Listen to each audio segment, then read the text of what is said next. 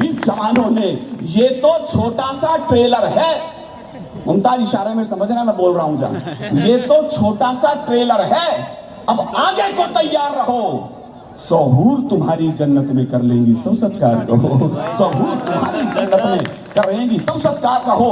विश्वास रखो इस बार सभी ये नीर क्षीर हो जाएगा।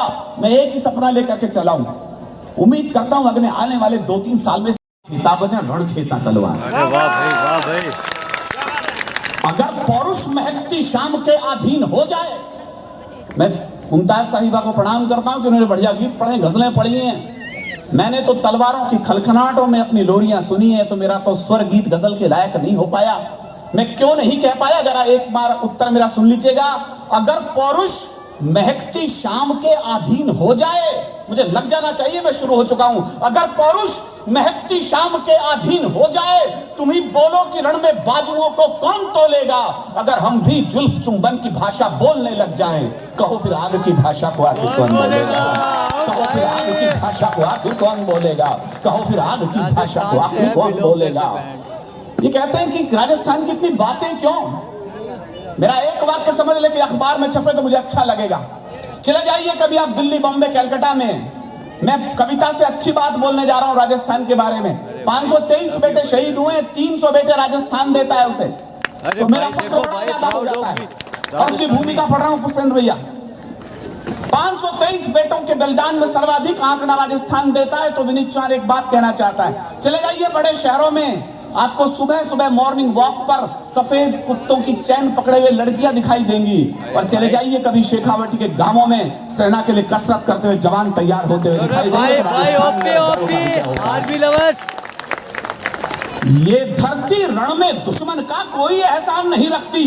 अब राजस्थान बोल रहा है विनीत चौहान, तो मुझे जरा तलवारों वाली तालियां चाहिए। ये धरती रण में दुश्मन का कोई एहसान नहीं रखती, जुगनू की ड्योढ़ी झुक जाए ऐसे दिन मान नहीं रखती। और कहा है जरा बल पौरुष के लोगों, मेरी 2 लाइन पर मुझे हिम्मत देना, मैं क्या बोल रहा हूं कि ये धरती रण में दुश्मन का कोई एहसान नहीं रखती, जुगनू की ड्योढ़ी झुक जाए ऐसे दिनमान नहीं रखती। और सीमा पर दुश्मन की जाकर जो माँ का दूध ल जाए, भारत माँ ऐसी कोई भी कायर संतान नहीं रखती। भारत माँ ऐसी कोई भी कायर संतान नहीं रखती। भारत माँ ऐसी कोई भी। लगता है नादान पड़ोसी दोहराएगा पापों को।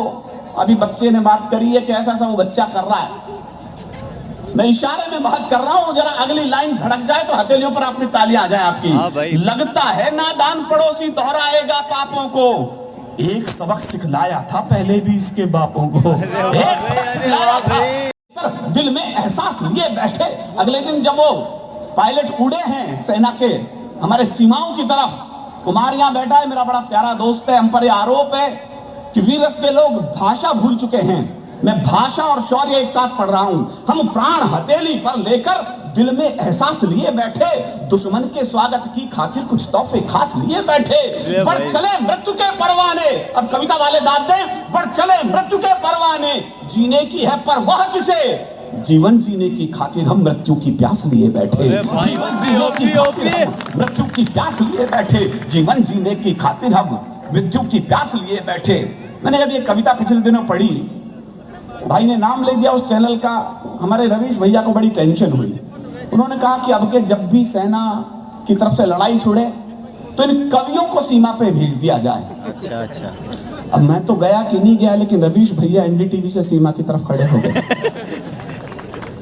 मैं उस कविता का एक अंश पढ़ देता हूँ, ताजा ताजा भाप निकलती हुई है। हमारे कमिश्नर साहब सोनी जी बैठे हैं, बड़ा अच्छा आयोजन आपने जुटाया सर, मैं धन्यवाद देता हूँ कि आपने इस बड़े आयोजन को जुटाया है। सौम्या जी को भी और हमारे सब मित्रों को, सोनी जी को भी बहुत दिनों बाद गा के पढ़ रहा हूँ कि सीमाओं पर फिर हलचल है शत्रु के बाहुबल की। ऐसा मुझे लगा है तो मैंने कहा है। मैं आज शायद 20 साल बाद गा के पढ़ रहा हूँ। मेरे अमन भैया ने तो मुझे गाते कभी सुना भी नहीं, तो जरा याद रखना, हमारे बहुत से लोगों की डिमांड थी कि भैया पहले गा के पढ़ते थे। तो एक कविता का एक छोटा सा अंश है, संयम भैया मोन्टू बैठा है मेरा छोटा भाई, तो जरा चाहता हूँ। कि सीमाओं पर फिर हलचल है शत्रु के बाहुबल की, लाल निगाहें घूर रही हैं कोशिश है फिर से छल की, फिर से लाल आंधियां शायद भारत के आकाश चढ़े, फिर से चीनी सेना के पग भारत माँ की ओर बढ़े, फिर से चीनी सेना के पग भारत माँ की ओर बढ़े। लेकिन ओ भारत के वीरों गलती मत दोहरा देना। अब मुझे एक साथ तालियां चाहिए आपके रिदम में। लेकिन ओ भारत के वीरों गलती मत दोहरा देना, अमर तिरंगा शंघाई की सीमा तक लहरा देना, अमर तिरंगा शंघाई की सीमा तक लहरा देना, अमर तिरंगा शंघाई की सीमा तक लहरा देना। और सच सुन सकते हो तो सुनिएगा कि एक बार की गलती से हम वीर जवाहर खो बैठे। मैं फिर कह रहा हूं, राजनीतिक दुशाले उतारना, सच सुनना। एक बार की गलती से हम वीर जवाहर खो बैठे, जिनके शीश काटने थे हम उनसे हाथ मिला बैठे, जिनके शीश काटने थे हम उनके हाथ मिला बैठे। ओ रणबंको भारत माँ का, मेरे साथ हो जाए, ओ भारत माँ, ओ रणबंको भारत माँ का पिछला कर चुका देना, अमर तिरंगा शंघाई की सीमा तक लहरा देना, अमर तिरंगा शंघाई की सीमा तक लहरा देना, अमर तिरंगा शंघाई की सीमा तक लहरा देना। हाँ, हम भूल नहीं पाए हैं 62 वाली घाटों को। वीरस वालों से कहा जाता है पाकिस्तान पे कविताएं बहुत पढ़ते हो, कभी चाइना पे क्यों नहीं पढ़ते? एक सच स्वीकार कर लीजिए, हमारे बाबा दिनकर ने कभी कहा था, जब भी इस देश में विजयश्री प्राप्त होती है तो माला हमारी राजनीति के लोग पहनते हैं, लेकिन जब कभी पराजय होती है तो उसे कलम स्वीकार करती है। मेरे बाबा दिनकर ने यह कहा है तो मैं भी स्वीकार कर रहा हूं। लेकिन कभी वो नहीं है जो चाइना के डर को गाता फिरे, कभी वो है जो इस मुल्क से वो भय भगा दे। मैं स्वीकार कर रहा हूं कि हम पराजित हुए थे, चाहे छल से ही पराजित हुए थे, लेकिन मैं जो दावा कर रहा हूं, मैं पड़ोस में चिड़ियाघर हो तो वहां के शेर खड़े हो जाएं जो लाइन में कह रहा हूं। हाँ, हम भूल नहीं पाए हैं 62 वाली घातों को, हाँ हम भूल नहीं पाए हैं 62 वाली घातों को। ओछे कद वालों ने की थी उन ओछी औकातों को, चौथे कद वालों ने की थी उन ओछी औकातों को। जंग नहीं जीती थी तुमने छुरा पीठ में घोंपा था, जंग नहीं जीती थी तुमने छुरा पीठ में घोंपा था। लाल गुलाबों की खेती में नागफनी को रोपा था, लाल गुलाबों की खेती में नागफनी को रोपा था। चीन आंख मूंधे बैठा है आने वाली शामत से, चीन आंख मूंधे बैठा है आने वाली शामत से। घायल शेर युद्ध करता है अपनी दुगनी ताकत से, घायल शेर युद्ध करता है। शुक्रिया भाई, ये भाई मिला। घायल शेर युद्ध करता है अपनी दुगनी ताकत से। और रणबंको मानसरोवर अपने नाम लिखा देना, और रणबंको मानसरोवर अपने नाम लिखा देना। अमर तिरंगा शंघाई की सीमा तक लहरा देना, अमर तिरंगा शंघाई की सीमा तक लहरा देना। बात कश्मीर पर हुई है, लोगों ने तो बड़े अजब तरह के जब यात्राएं निकली तो बड़ी अजीब बात है इस देश में, कोई भी यात्रा निकलो वो राजनीति के नाम लिख दी जाती है। मुझे क्षमा करें, दोनों पार्टी के लोग यहाँ बैठे हैं। तिरंगा यात्राएं तक निकली तो वो पार्टियों की अलग अलग हो गई, तो फला पार्टी की है। भारत जोड़ो यात्रा निकलते तो फला पार्टी की, दूसरी पार्टी इस यात्रा का समर्थन क्यों नहीं कर सकती? तिरंगा यात्रा का, भारत जोड़ो का। हो गई हावी गुलिस्ता पर मुझे कहने की हिम्मत को दाद देना मैं कहां खड़ा हूं और किसके सामने बोल रहा हूं। चाइना पर यदि हमारी सीमा के बॉर्डर के ऊपर निर्णय शुरू होते हैं तो आधे लोग कहते हैं वो नेहरू जी ने तब गलती करी थी, आधे लोग कह रहे हैं कि मोदी जी ने क्या कर लिया।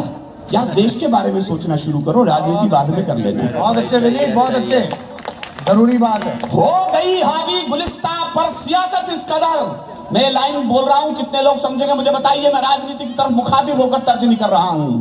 हो गई हावी गुलिस्ता पर सियासत इस कदर, फूल खिलते हैं मगर माली का मच्छर पूछकर। जिस देश की हालत कर दी हमने 50-70 सालों में।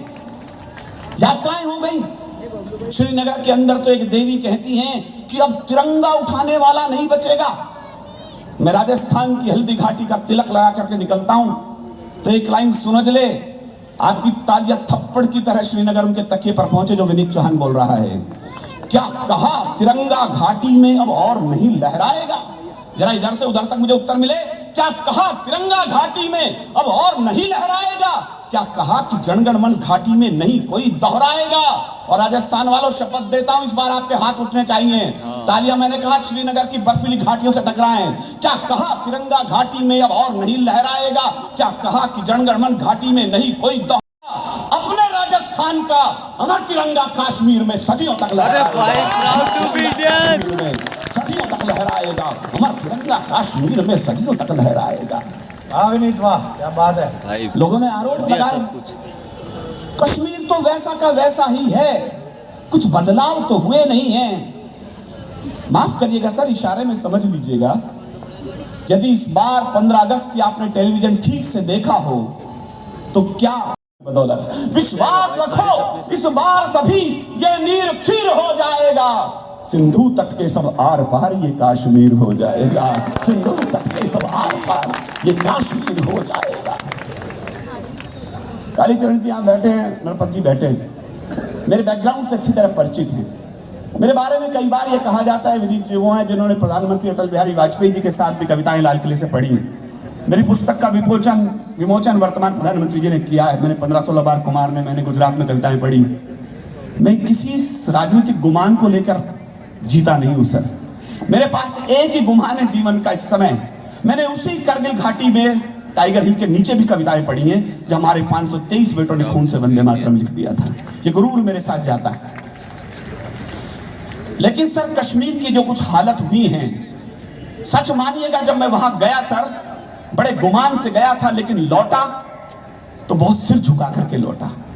लोग कहते हैं ना कि 370 धारा में हटाने की जरूरत क्या थी, मैं कारण बांचता हूं आपको। एक वीडियो वायरल हो चुका था श्रीनगर एयरपोर्ट से, मैं उतरा ही था दिल्ली, मेरे मोबाइल पर था वो वीडियो। हमारे कुछ सैनिक बैरकों से लौट रहे हैं और वहां के कुछ बदतमीज लड़के उनके कानों पे तमाचे मार रहे हैं और वो कुछ बोल नहीं रहे। उनके हेलमेट पैरों में पड़े हुए हैं, वो कुछ बोल नहीं रहे। मैंने दिल्ली से पूछा हो क्या रहा है, अरे कहने लगे तो इनके धैर्य की परीक्षा, धैर्य की परीक्षा है हमारे सैनिकों की। मैंने कहा सर कोई धैर्य की परीक्षा नहीं है। 70-75 सालों में जो हमने कायरता के इतिहास बीज बो दिए हैं कश्मीर में, हमारी सेना को गालों पर तमाचे के रूप में झेलने पड़ गए। हमने स्टार लगा करके इन सैनिकों को शेखावटी से इसलिए तो नहीं भेजा था कि पाकिस्तान के लड़के गालों पर तमाचे मारेंगे कश्मीर के और हमारी सेना कुछ बोलेगी नहीं।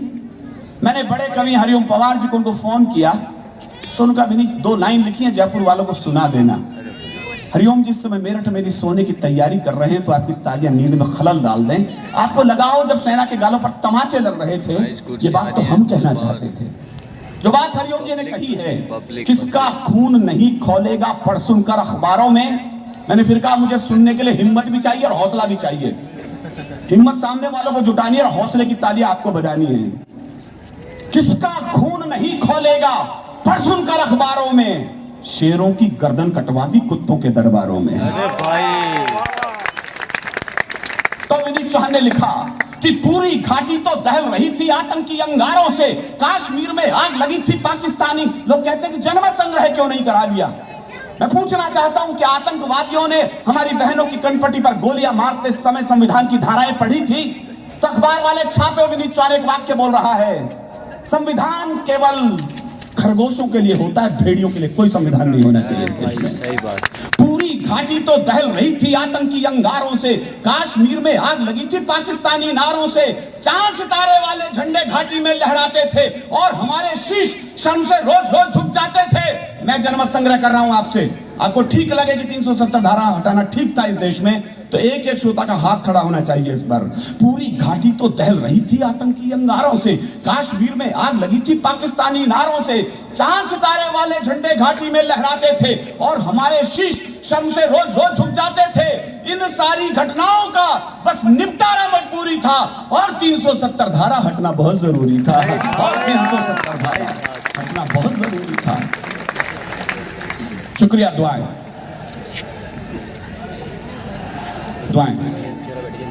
हमारे अलवर के सांसद बालकनाथ जी आ गए, तो मुझे लगता है मेरे कुनबे का बड़ा कवि संरक्षक यहाँ आ गया है। मैं एक छोटी कविता 3 मिनट की कहकर अपनी वाणी को विराम देता हूँ। दुआएं आपकी। मैं बहुत देर से देख रहा हूँ कि एक केशधारी पगड़ी सिख मेरे सामने बैठे हैं। मैं एक भी पगड़ी को देख लूं तो उसे गुरुद्वारा मान करके प्रणाम निवेदित कर लेता हूँ। इस मुल्क का